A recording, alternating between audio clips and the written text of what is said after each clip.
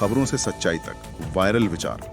चलिए शुरू करते हैं। बिल्कुल। तो सबसे पहले ये RIC, ये है क्या?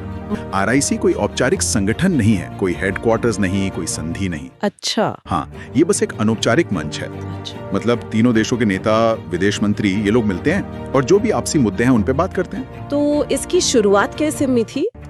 इसकी शुरुआत हुई थी 90s के दशक के आखिर में। अच्छा। तब रूस के विदेश मंत्री थे येवगेनी प्रिमाकोव। माना जाता है कि ये उनका आइडिया था। तो प्रिमाकोव का सोचना था कि ये तीन बड़ी ताकतें हैं, रूस, भारत, चीन, अगर ये साथ आएं तो दुनिया में एक बैलेंस बना सकती हैं।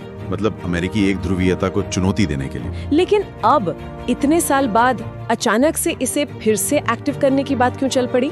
जो कजाकिस्तान में SCO यानी शंघाई कोऑपरेशन ऑर्गेनाइजेशन की समिट होने वाली है ना, हाँ, उससे ठीक पहले रूस ने कहा कि भाई इस RIC वाले मंच को फिर से सक्रिय किया जाए। टाइमिंग तो बहुत इंटरेस्टिंग है। SCO समिट से ठीक पहले रूस ऐसा क्यों कर रहा है अभी? पहली बात तो यूक्रेन युद्ध के बाद रूस थोड़ा पश्चिम से अलग थलग पड़ गया है। हाँ, वो तो है। तो वो एशिया में खासकर भारत और चीन जैसी बड़ी ताकतों से अपने रिश्ते और मजबूत करना चाहेगा। RIC को जिंदा करना शायद यही दिखाने की कोशिश है कि देखो, हम अकेले नहीं हैं, हमारे पास भी बड़े पार्टनर हैं। और दूसरी बात ये भी हो सकती है कि SCO जैसे मंचों के साथ साथ RIC को भी आगे करके वो पश्चिम के नैरेटिव के सामने एक दूसरा ढांचा खड़ा करना चाह रहा हो। अच्छा, और चीन का क्या कहना है इस पर? चीन ने तो विश्लेषण के हिसाब से तुरंत हाँ कर दी। अच्छा, इसमें कोई हैरानी नहीं वैसे। बिल्कुल। चीन और रूस के रिश्ते तो आजकल वैसे भी काफी गहरे हैं। दोनों ही अमेरिका और पश्चिम का दबाव झेल रहे हैं, तो एक दूसरे के साथ खड़े दिखना चाहते हैं। और चीन के लिए तो ये शायद भारत से जुड़े रहने का भी एक तरीका हो, भले ही बॉर्डर पर तनाव हो। हाँ, ये भी एक एंगल हो सकता है। RIC के बहाने भारत से भी बात होती रहेगी और रूस के साथ मिलकर ग्लोबल लेवल पर अपना असर भी बढ़ा सकेंगे। चीन भी तो मल्टीपोलर वर्ल्ड की बात करता ही है। तो रूस और चीन तो तैयार है, पर असल सवाल भारत क्या कह रहा है? विश्लेषण साफ कहता है कि भारत ने कोई जल्दबाजी नहीं दिखाई है। मतलब सरकार की तरफ से यही कहा गया है कि भाई अभी कोई फैसला नहीं हुआ है। हाँ, बात चल रही है, सोच विचार हो रहा है, पर भारत ने कोई हाँ या ना नहीं कहा। बहुत संभल कर चल रहा है भारत। क्या है वो दो किनारे जिनके बीच भारत फंसा है?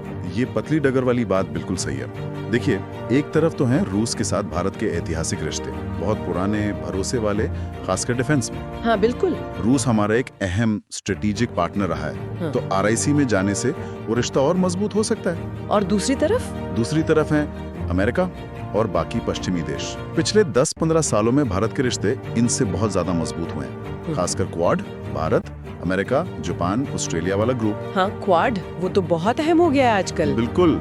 और क्वाड को अक्सर देखा जाता है इंडो पैसिफिक में चीन के बढ़ते असर को बैलेंस करने के लिए। तो क्या ये RIC और क्वाड एक दूसरे के खिलाफ माने जाएंगे? क्या भारत दोनों में एक साथ रह सकता है? यही तो सबसे बड़ा सवाल है, सबसे बड़ी चुनौती। क्वाड का फोकस इंडो पैसिफिक है, उसमें लोकतंत्र, समुद्री सुरक्षा जैसे मुद्दे हैं जी।